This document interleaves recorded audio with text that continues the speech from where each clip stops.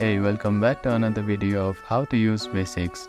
In this video, we are going to learn how to send Ton coins from your wallet.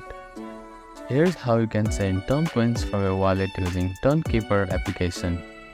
First, launch the TonKeeper application on your device. From the home screen, tap on the Send button to start the transfer process. Now, paste or scan the recipient's Ton wallet address. Double check the address to ensure accuracy. Now, you can click on Continue button. Here, input the amount of Ton coins you wish to send. You will also see your available balance displayed.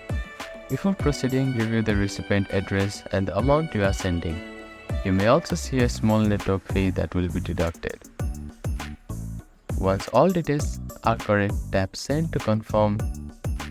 You may need to enter a passcode or authenticate using biometric data depending on your application settings.